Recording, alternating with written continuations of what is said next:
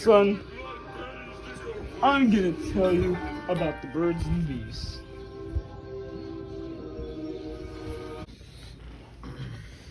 Alright, son. It's when a man sticks his private into a lady's vagina. Her private, basically. Well, I'm a guy, so don't even discriminate. Keep going.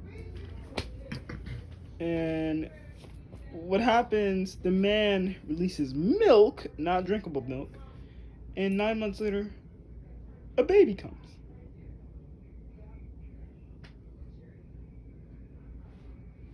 Keep going. I'm talking!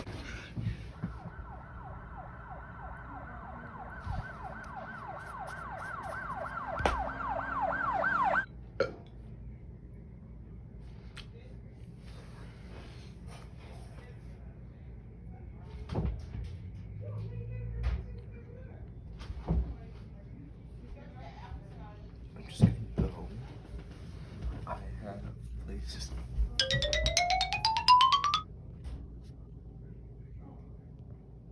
The fuck? Wait, what is this? Oh, wait, what's the name of this movie again?